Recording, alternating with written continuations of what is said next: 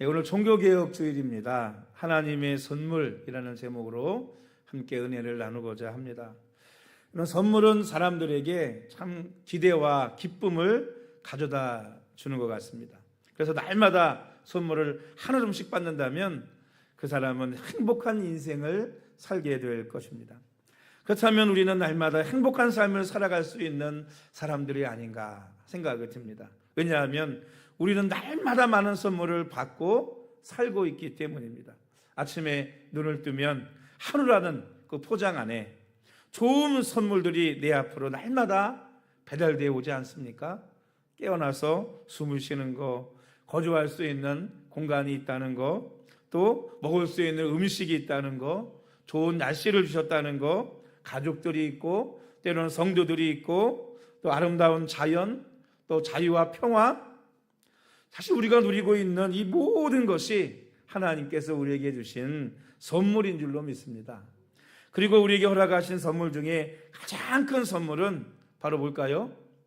영원한 생명과 하나님의 나라. 그것이 오늘 저와 여러분에게 하나님께서 주신 가장 큰 선물인 줄로 믿습니다. 하나님께서 이 모든 것을 선물로 주셨는데 우리는 하나님의 선물을 외면한 채 자신의 삶과 노력, 심지어 돈으로 죄사함과 천국을 사려고 했던 그런 때가 있었습니다.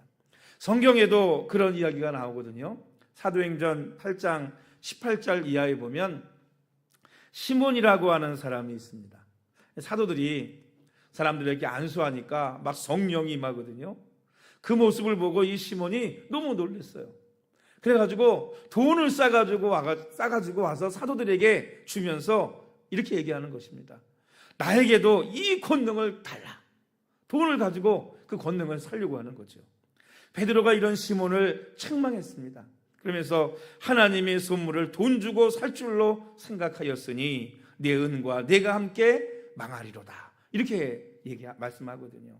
여러분, 하나님의 선물은 돈으로 살 수 있는 거예요, 없는 거예요? 살 수 없는 것인 줄로 믿습니다. 그 마음이, 이 시몬의 마음이 하나님 앞에서 바르지 못했기 때문에 책망을 받은 것입니다. 그런데 이런 일이 과거 교회에서도 일어났었습니다. 교회가 부패하면서 면죄부를 판매하고 또 이 돈으로 판매한 돈으로 죄사함과 구원을 받을 수 있다라고 해가지고 면죄부 판매를 하게 되었습니다. 뭐를 위해서? 성당을 짓기 위해서. 오늘날 말하면 베드로 성당이죠. 짓기 위해서. 성도들은 그 말을 믿고요, 돈으로 자신의 가족들, 심지어는 이미 돌아가신 부모 또는 할아버지를 위해서 면죄부를 돈을 주고 샀어요. 그러면 음부에 있는 아버지가 천국에 갈 수 있다고. 그래가지고 이 면죄부를 판매하는 일들이 일어나게 되었습니다. 이건 하나의 예죠. 그 외에도 수많은 교회의 부패가 일어났어요. 그때 이런 부패 속에서 일어난 것이 뭐냐면 종교개혁입니다. 그리고 그 종교개혁을 통해서 탄생한 것이 뭐냐면 오늘날의 개신교라고 볼 수 있습니다. 그래서 종교개혁은 자신의 힘과 노력이나 선행 또는 돈으로 죄사함을 받고 구원을 받는 것이 아니라 우리에게 주신 하나님의 선물을 회복하자. 그 하나님의 은혜를 회복하자. 구원은 은혜로 받는 것이다. 믿음으로 받는 것이다. 오직 예수님만이 우리의 구원이다. 성경만이 진리다. 오직 하나님의 영광을 위해 살아야 된다. 라고 하는 이 5대 솔라를 외치면서 일어난 것이 종교개혁이라고 볼 수 있습니다. 종교개혁은 뭐의 회복이냐? 내 힘으로 천국 가는 것이 아니라 하나님의 은혜로 간다. 하나님의 선물이다 라고 하는 하나님의 선물을 회복하는 것이 종교개혁이 아닌가 하는 그런 생각을 이 말씀을 준비하면서 들더라고요. 여러분, 종교개혁 당시 주창했던 5대 솔라는 하나님께서 우리에게 주신 선물, 곧 하나님의 선물인 것입니다. 그래서 오늘 제목이 하나님의 선물이에요. 여러분, 5대 솔라 첫 번째가 뭐냐 하면 오직 말씀, 오직 성경입니다. 하나님께서 우리에게 준 선물 첫 번째가 바로 오직 성경, 즉 하나님의 말씀이라는 것입니다. 우리는 하나님의 뜻이 무엇인지, 하나님께서 우리에게 원하시는 것이 무엇인지 알지 못합니다. 간혹 성도들 가운데 보면 상담하면서 그런 걸 물 때가 있거든요. 하나님의 뜻이 뭘까요? 잘 저도 몰라요. 하나님의 뜻은 어디 있죠? 성경에 있습니다. 성경에 하나님의 뜻이 무엇인지 우리에게 뭐하고 있느냐? 알려주고 있다는 거예요. 또 하나님이 우리를 얼마나 사랑하시는지 우리가 어떻게 알 수 있어요? 성경에 써 있습니다. 성경에 써 있네. 찬양도 있잖아요. 성경에 하나님이 우리를 얼마나 사랑하는지 써 있습니다. 우리가 어떻게 구원을 받을 수 있는지 어디에 써 있어요? 성경에 써 있어요. 우리의 시작부터 마지막까지 모든 것을 우리에게 알려주고 있는 것이 바로 성경인 것입니다. 그래서 종교개혁의 첫 번째 솔라가 바로 오직 성경, 오직 말씀이라는 것입니다. 왜냐하면 오직 성경만이 진리라고 주창하게 된 것입니다. 왜 그럴까요? 여러분, 잘못된 교리 부패 속에서 뭐가 등장하죠? 인간이 등장해요, 인간이. 그래서 수많은 이단들, 그들이 말하는 게 뭐예요? 성경 외에 자기들이 본 환상이 있고 뭐 계시가 있고 그게 성경보다 먼저가 되는 거예요. 천주교는 교황에게 그 모든 권한이 있잖아요. 그래서 교황이 얘기하면 그게 하나님 말씀과 똑같고 그게 그 교황의 말이 성경과 이반이 되면 누구 말이 먼저냐? 교황 말이 먼저가 되는 거예요. 여러분, 교황이 하나님이에요? 교황이 하나님 말씀 위에 있습니까? 아니잖아요. 그죠? 아니잖아요. 그래서 다시 종교개혁은 뭐냐? 어디로 돌아가자? 성경으로 돌아가자. 성경이 말하고 가르쳐준 것만이 뭐다? 진리다 라고 외친 것이 바로 이 첫 번째 솔라, 오직 성경인 것입니다. 여러분, 성경이라는 건 뭘까요? 첫 번째로 성경은 초강부한 하나님의 말씀입니다. 그래서 여러분, 성경에는 뭐가 없다? 오류가 없다. 왜? 하나님의 말씀이 오류가 있으면 안 되잖아요. 오류가 없다는 거예요.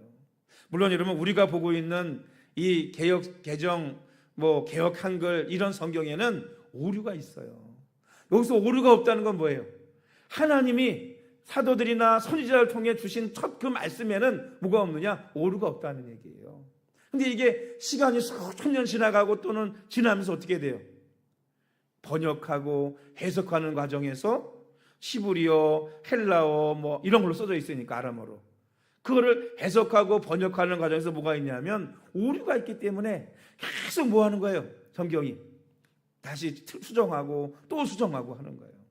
그렇지만 하나님이 처음 주신 그 텍스트에는 뭐가 없느냐? 오류가 없다. 왜? 하나님의 감동으로 기록된 하나님의 말씀이기 때문입니다. 그래서 성경이 하나님에게 말씀이기 때문에 하나님의 말씀보다 더 권위 있는 것은 없는 거예요. 오직 성경만이 최고의 권위인 줄로 믿습니다. 그래서 성경의 권위는 그 어떤 것보다 위대한 것이고 변하지 않는 진리인 것입니다. 근데 요즘 어떤가요? 그러다 보니까 여러분, 성경이 어떤 나라에서는 불온서적이 되잖아요. 오늘도 이 광화문에서 오후 2시부터 여러분 집회한다고 하지 않습니까? 여러분, 동성애 통과되면 하고 나면요 전도도 못해요. 이것저것 떠나 전도도 못합니다. 우리 권사님 전도할 때마다 신고가 들어가지고 경찰들이 맨날 나와요. 지금도. 근데 여러분, 그들이 말하는 게 뭐예요? 인권이라는 그 가지고 뭐예요? 하나님의 말씀인 성경에서 잘못됐다고 얘기하는 것을 죄가 아니라고 얘기하는 거예요. 우리 신앙인들이 분명하게 알아야 됩니다. 세상의 법은 아무리 바뀌어도 하나님의 말씀만이 진리다. 할렐루야. 하나님의 말씀이 이것이 죄라고 하면 죄인 거예요. 하나님의 말씀이 이게 죄가 아니라고 하면 뭐가 되는 거예요? 죄가 아니게 되는 거죠. 세상 법이 바뀌었다고 그래가지고 인간이 제정한 법이 하나님의 말씀 위에 결단코 있을 수 없다는 것입니다. 최소한 누구에게까지는 하나님을 믿는 저와 여러분에게까지는 말이죠. 여러분, 성경만이 하나님의 말씀이고 여러분 진리이고 성경보다 더 권위 있는 진리의 말씀은 없다. 여러분, 그 사실을 여러분들이 확고히 믿고 살아가는 성도들이 되시기를 축복합니다. 그래서 수많은 여러분 반기독교인들 어떻게 했는지 아세요? 어떻게든 성경을 무너뜨리려고 지금까지 그렇게 쓰는 거예요. 지금까지 뭐 했어요? 무너지지 않았습니다. 왜? 진리이기 때문이죠. 두 번째 성경은 뭐냐? 하나님께서 주신 인생의 매뉴얼이라고 볼 수 있습니다. 여러분, 가전제품을 사면 뭐가 있죠? 거기에 제품 설명서가 들어있어요. 저는 여러분 이 덕후라고 그러죠? 목사님들이 저보고 덕후래요. 왜? 뭘 많이 알아, 가전제품이나 이런 물건에 대해서. 근데 많이 아는 이유는 뭘까요? 이런 물건을 사면은요, 설명서를 한번 훑어봅니다. 새로운 거 사면은 제품 설명서를 읽어봐요. 근데 우리 사모는 생전 제품 설명서를 읽어본 적이 없어요. 그러면 안 읽어. 그거 왜 읽냐 이거예요. 근데 여러분, 읽어야 이 제품의 기능이 뭐가 있는지, 어떻게 써야 되는지 100%, 200% 뭐 할 수 있어요? 활용할 수 있는 거죠. 우리 목사님들 가운데도 보면요, 차를 좋은 거 사놓고요, 어떤 분은 그 차에 그런 기능이 있는지도 몰라. 그저 좋은 차, 옵션 좋은 차, 풀옵션으로 비싸게 주고 뽑았는데, 이 차 목사님 이런 기능이 있어요. 그랬더니, 그런 기능이 있어? 한 번도 써본 적이 없어. 왜? 매뉴얼을 읽어보진 않았으니까 모르는 거예요. 누구한테 배운 적도 없고. 어떤 분은 또요, 있는 길에 다 켜고 가요. 요즘은 약간 반자율주행 같은 기능이 자동차마다 다 있잖아요. 이런 차들은. 그죠? 다 켜고 뭐 하는지 아세요? 자동차하고 싸워. 예, 자동차는 가운데로 가려고 그래요. 주황차를, 유정차를 켜면은 가운데로 달리려고 그래. 깜빡이를 안 틀면요, 핸들이 안 돌아가요. 이게 핸들이 내가 강제로 힘을 꽂지 않으면 안 돌아갑니다. 근데 어떻게 해요? 싸워. 왜 안 가는 거야? 그리고 핸들 자동차하고 운전자하고 싸우는 거예요. 왜 그래요? 매뉴얼, 설명서를 몰라서 그런 것입니다. 여러분, 귀찮고 어려워도 매뉴얼을 잘 공부해야 여러분 본존 이상 뽑을 수 있고 사용할 수 있습니다. 아마 우리 성도님들, 집사님들 가운데도 핸드폰 요즘 기능이 얼마나 많습니까? 전화 걸고 문자 걸고 카톡하고 잘해야 아마 저 유튜브나 볼까? 그 위에 기능은 모르시잖아요. 그죠? 근데 요즘은요, 이 핸드폰만 들고 있으면요, 여러분 못하는 게 없습니다. 못하는 게 없어요. 뭐 결제부터 사진 찍는 것부터 번역부터 통역부터 뭐 핸드폰만 들고 있으면 여러분 어느 나라 가든 여러분 다 살 수 있을 것 같아요. 요즘에 이번에 우리 아들이 지난주에 예찬이가 일본 갔다 왔는데 거기서 네이버페이도 되고 카카오페이도 된대요. 되는 매장들이 있답니다. 근데 그지 아세요? 삼성페이도 된대요. 예, 그러니까 좀 선진국 가면 우리처럼 좀 사는 나라 가면 그냥 핸드폰 가지고 다 할 수 있다는 얘기입니다. 여러분, 그런데 너무나 많은 사람들이 매뉴얼을 알지 못하고 그저 인생을 그렇게 살아가고 있는지도 모르겠습니다. 왜냐하면 인생의 매뉴얼이 있는데 그 매뉴얼을 무시하고 살아가고 있거든요. 우리 여러분, 인생의 매뉴얼은 뭐냐? 바로 성경, 하나님의 말씀입니다. 그래서 성경은 우리 인생에 있어서 굉장히 중요한 가치를 가지고 있는 거예요. 왜? 어느 책에도 우리가 어디서 왔고 어디로 갈 것이며 어떻게 살아야 되는지를 이야기해 주는 책은 뭐밖에 없느냐? 성경밖에 없어요. 그래서 한마디로 말해서 인생의 매뉴얼이고 성공적인 인생을 살기 위한 지침서가 뭐냐? 그게 바로 성경이라는 거예요. 그러니까 성경을 알지 못하고 읽지 않으면은요, 인생을 성공적인 삶을 살아갈 수 없고 하나님이 우리를 창조하신 목적대로 살아가지 못하고 인생을 허비할 수밖에 없다는 것입니다. 성경에 우리의 구원의 길도 있고요, 우리가 축복의 길도 있고요, 우리가 이 땅에 어떻게 만들어졌고 무엇을 위해 살아가다가 어디로 가야 되는지가 다 기록되어 있는 것이 바로 성경이라는 것입니다. 여러분, 성경 좀 읽으시기를 주의 이름으로 축복합니다. 읽으세요. 매일 못 읽겠으면 저녁 기도회라도 매일 참여해서 여러분 읽고 또 해석까지 제가 쫙 해드리잖아요. 응?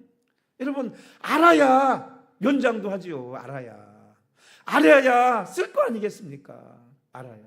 알아야 목적에 맞는 삶도 살아갈 거 아니겠습니까? 여러분, 그래서 첫 번째 솔로가 바로 성경인 거예요. 여러분, 우리의 삶이 성경으로 돌아갈 수 있기를 주의 이름으로 축원합니다. 두 번째 솔로는 뭐냐면 오직 예수예요. 오직 예수. 여러분, 예수님은 우리에게 주신 사실 가장 큰 선물입니다. 하나님께서 우리에게 주실 수 있는 가장 큰 선물이 뭘까요? 바로 자기 자신인 거예요. 그래서 하나님께서는 예수님을 우리에게 주신 것입니다. 왜 예수님께서 우리에게 가장 큰 선물이냐면 예수님께서 우리의 죄를 위해서 십자가에 달려 죽으심으로 말미암아 우리에게 구원의 길, 영생의 길을 열어놓으셨기 때문입니다. 그래서 오직 예수님 외에 구원받을 수 있는 다른 길이 없는 거예요. 여러분, 교회 가서 오직 예수님 믿어야 구원받는다라고 얘기하지 않고 다른 걸 믿어야 구원받는다, 예수님도 믿어야 되지만 선하게 살아야 되고 선행을 해야 되고 무슨 뭘 해야 구원받는다, 다 가짜고 거짓이에요. 왜? 우리에게 유일한 구원의 길은 누구밖에 없느냐? 예수 그리스도밖에 없기 때문입니다. 사도행전 4장 12절 말씀에 다른 이로서는 구원을 받을 수 없나니 천하 사람 중에 구원을 받을 만한 다른 이름을 우리에게 주신 일이 없음이라 하였더라, 이렇게 말씀하고 있어요. 예수님 외에 우리에게 구원의 다른 이름을 준 적이 없어요. 그런데 요즘 누구 이름으로 구원을 받습니까? 무엇을 행해서 구원을 받습니까? 여러분, 다 예수님 외에 다른 사람 믿는다고 구원받지 못합니다. 선행 행한다고 구원받지 못합니다. 헌금 많이 했다고 천국 가는 거 아니에요. 천국 가는 거, 영생을 아까 시몬처럼 돈 주고 살 수 없는 것입니다. 우리를 위해서 예수님께서 일어놓으신 그 십자가의 죽으심과 부활의 사건을 나의 사건으로, 예수님이 나를 위해 그 죄의 대가를 지불했다는 사실을 믿는 것, 주님이 일어놓으신 걸 믿는 것, 그것밖에는 여러분 없는 것입니다. 할렐루야. 어떤 목사님이 이 청년이 찾아와가지고 이 목사님에게 물었어요. 목사님, 구원을 얻고 싶습니다. 나도 구원받고 싶습니다. 그리고 구원을 얻기 위해서 무엇을 해야 됩니까? 라고 이 청년이 물었대요. 목사님께서 젊은이는 무엇을 할 수 있는가? 라고 물었습니다. 그랬더니 젊은이가 말하기를, 저는 아직 젊기 때문에 열심히 일해서 돈도 벌 수 있고 선행도 꾸준히 할 수 있고 가라고 하시면 수도원에 가서 평생 수행도 할 수 있습니다. 이렇게 대답을 했다고 그래요. 그때 목사님께서 뭐라고 말씀하셨냐면, 너무 늦었네 그러셨대요. 이 청년이 깜짝 놀라가지고, 아니 제가 아직 젊은데 제가 늦어서 구원을 받을 수 없단 말입니까? 라고 이 청년이 물었대요. 그때 목사님께서 껄껄 웃으시면서 이렇게 말씀하셨답니다. 아닐세, 단지 자네가 무엇을 하기에는 너무 늦어버렸다는 말일세. 예수님께서는 우리가 행해야 될 모든 것을 이미 2000년 전에 이미 다 이루어 놓으셨다네. 이제 자네가 할 일은 예수님을 믿고 따르는 것밖에 없네 라고 얘기했다는 거예요. 여러분, 우리가 할 일은요, 구원받기 위해서 뭔가를 하는 게 아니에요. 구원받기 위해서 뭔가를 해야 되는 게 아닙니다. 뭐만 하면 돼요? 예수님이 이루어 놓으신 것을 믿고 따르기만 하면 되는 것입니다. 할렐루야. 예수님이 이루어 놓으신 것, 우리의 구원을 이루어 놓으신 것 믿고 따르는 여러분 되시기를 주님의 이름으로 축복합니다. 만약에 선하게 살면 구원받을 수 있다, 그럼 뭐라 교회 다닙니까? 착하게 살면 되지. 그렇잖아요. 그래서 세 번째 솔라가 뭐냐 하면 오직 은혜인 것입니다. 예수님이 이루어놓은 걸 믿기만 하면 되기, 따르기만 하면 되기 때문에 세 번째 솔라가 오직 은혜인 거예요. 우리 오늘 8절 말씀 한번 읽어볼까요? 8절 시작. 너희는 그 은혜에 의하여 믿음으로 말미암아 구원을 받았으니 이것은 너희에게서 난 것이 아니요 하나님의 선물이라. 그 은혜에 의하여라는 말씀은 우리가 구원받는 것은 전적으로 하나님의 은혜라는 것입니다. 그 은혜를 하나님의 선물이라고 말씀하고 있는 거예요. 그래서 구원은 뭐냐? 하나님의 선물이에요. 이 선물이라는 게 뭡니까? 여러분, 무엇인가 노력해서 받는 것이 아니고 주는 사람이 원하는 자에게 줄 수 있는 것이 뭐예요? 선물이에요. 그래서 하나님의 일방적인 은혜로 주어지는 것이기 때문에 이것을 하나님의 선물이다 라고 이야기하는 것입니다. 영어로는 그레이스라고 하죠. 그레이스. 인간에 대한 하나님의 자발적이고 제한이 없는 사랑, 그것이 바로 하나님의 선물인 은혜인 것입니다. 여러분, 스톰스 박사라고 하는 분은 이 은혜에 대해서 이런 말을 했습니다. 은혜란 자기의 공로로 얻을 수 있는 것이 아니고 자기의 무공로로 잃어버릴 수 있는 것도 아니다. 하나님의 일방적인 선물이기 때문이다. 이렇게 얘기했어요. 이게 무슨 말이냐면, 만일 우리의 선함과 자랑할 만한 것을 따라서 하나님이 주신 것이라면 그것이 건강이든 장수든 부귀영화든 간에 그건 하나님의 은혜가 아니라는 거예요. 왜? 내가 노력해서 받은 거지. 은혜의 선물이 아니잖아요. 또 반대로 내가 악하고 뭐 부끄러운 짓을 했다고 그래서 하나님이 그걸 주지 않는다면 그것 또한 역시 은혜가 아니라는 거예요. 은혜는 우리의 잘잘못을 따지지 않고 주시는 선물이라는 것입니다. 그래서 우리는 이 놀라운 은혜 주심을 뭐 하면 돼요? 감사하며 살아야 된다라고 이야기하고 있는 것입니다. 그래서 이 하나님의 은혜를 누리기 위해서 우리에게 필요한 것이 뭐냐? 바로 믿음이에요, 믿음. 그래서 네 번째 솔라가 바로 뭐냐 하면 오직 믿음인 것입니다. 하나님께서 우리에게 은혜라고 선물로 구원을 주셨는데도 불구하고 우리가 그 하나님의 은혜를 믿지 않고 그 선물을 받지 않는다면 우리는 그 은혜를 누릴 수가 없는 거죠. 생각해 보세요. 어떤 사람이 여러분에게 선물 보따리를 탁 주면서 이거 당신에게서 준 선물이니까 공짜로 주는 거니까 당신 가지세요. 내가 주고 싶어서 주는 거예요. 그랬더니 이 사람이 그걸 탁 받아가지고 그 사람이 간 다음에 받아가지고는 아니 응? 나를 어떻게 알고 이 큰 선물을 나에게 준단 말이야. 이거 정말 이게 나에게 거저주는 거라고? 세상에 공짜가 어딨어? 그리고는 그 선물을 한 구타에게 처박아 놓고 내가 쓰지 않고 누리지 않는다면 어떻게 돼요? 그 나에게 준 선물은 나에게 아무 도움이 안 되는 거죠. 그래서 하나님의 은혜, 오직 은혜 다음에 오는 네 번째 솔라가 바로 오직 믿음인 것입니다. 그래서 오늘 말씀에 뭐라 그랬죠? 은혜에 의해서 믿음으로 말미암아 구원을 받는다는 거예요. 즉 이 믿음이 하나님의 선물이라는 것입니다. 왜 하나님은 믿음이라는 선물을 통해서 우리로 구원받게 하셨을까요? 그것은 하나님의 은혜만 찬양하고 누구든지 자랑하지 못하게 하기 위함이라는 것입니다. 내가 뭘 잘해서 하나님이 나를 택하시고 나에게 은혜 주신 거라면 나는 자랑하겠죠. 내가 이렇게 해서 하나님이 나에게 은혜 주신 거야. 나에게 이런 구원을 주신 거야. 그런데 하나님은 그렇게 뭐하지 못하도록, 자랑하지 못하도록 오직 하나님의 은혜만 찬양하고 감사하도록 하기 위해서 하나님께서 은혜로 인하여 믿음으로 말미암아 우리에게 구원을 주신다는 것입니다. 온전히 하나님의 은혜이고 그 은혜를 믿는 믿음으로 우리에게 구원을 주신다는 거예요. 우리 9절 말씀 한번 다 같이 읽어보겠습니다. 9절 시작. 행위에서 난 것이 아니니 이는 누구든지 자랑하지 못하게 함이라. 아멘.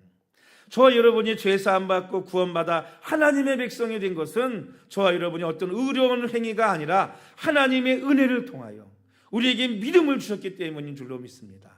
할렐루야. 그래서 믿음이 뭐다고요? 하나님의 선물이라는 거예요. 왜냐하면 여러분 아무나 믿음을 가지고 사랑하는 것이 아니기 때문이에요. 믿음이라는 건요, 믿어야지 한다고 믿어지는 게 아니에요. 여러분 믿어야지 하면 믿어지나요?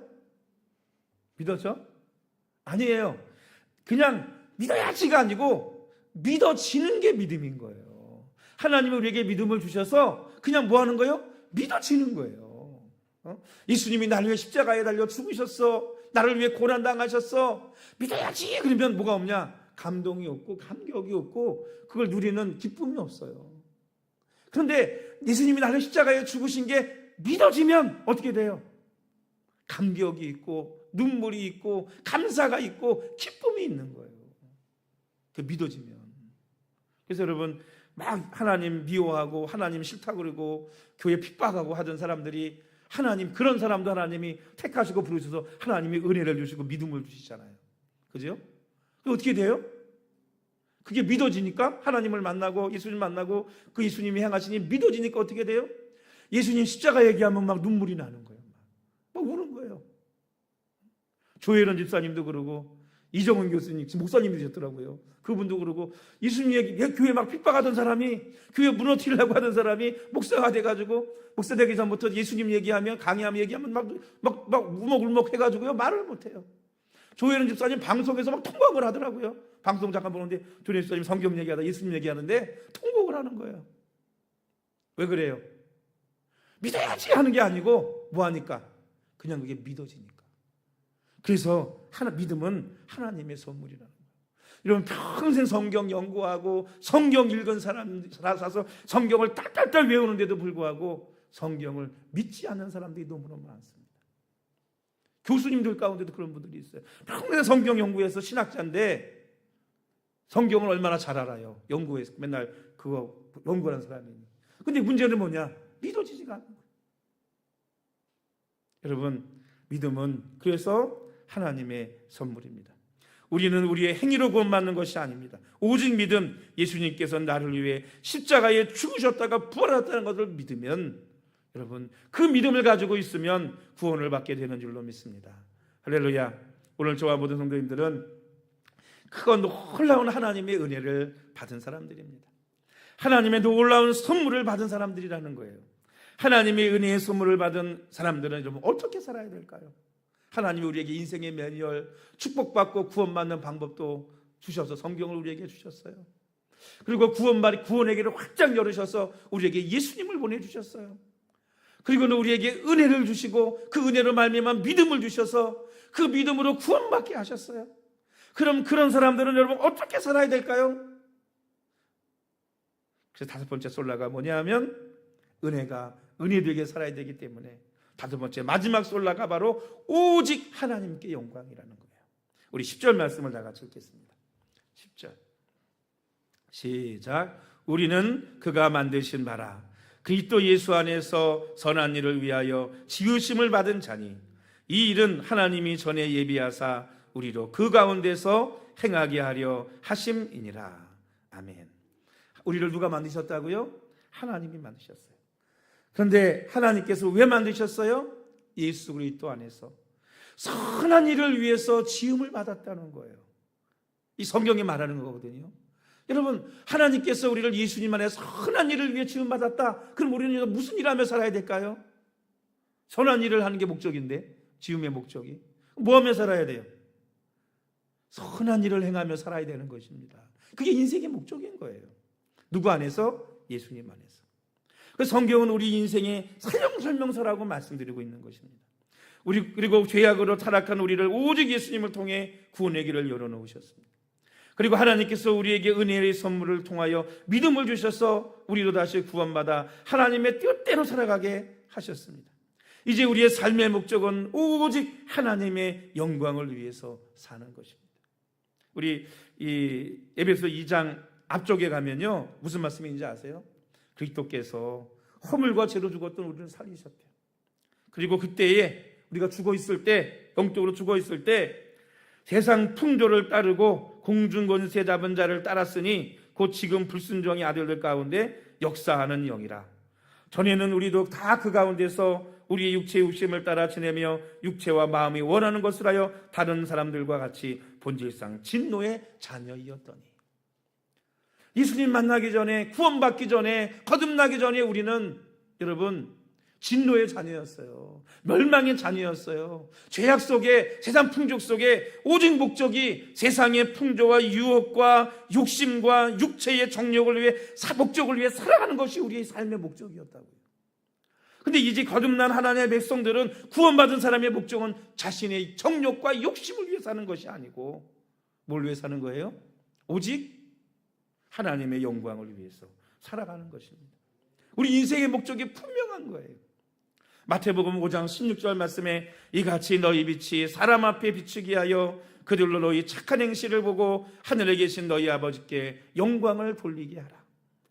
베드로전서 2장 12절 말씀에는 너희가 이방인 중에서 행실을 선하게 가져 너희를 악행한다고 비방하는 자들로 하여금 너희 선한 일을 보고 오시는 날에 하나님께 영광을 돌리게 하려 함이라.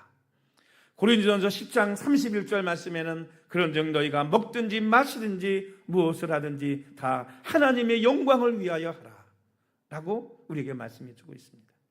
여러분, 이제는 하나님께서 창조하신 목적대로, 하나님께서 은혜 주시고 믿음 주신 목적대로 내 욕심과 정욕을 위해 살아가는 것이 아니라 오직 하나님의 영광을 위해 살아가는 은혜 받은 사람들, 하나님의 축복받은 사람들의 모습으로 살아가는 모든 성도들이 되시기를 주님의 이름으로 축원합니다. 우리 한국교회 여러분 종교개혁 줄이고 개혁해야 된다는데 사실은 세상이 아니라 먼저 개혁될 대상은 저와 여러분들이에요. 왜? 은혜 받고 구원 받았는데 지금도 무엇을 위해 살아요? 진노의 자녀처럼 살아요.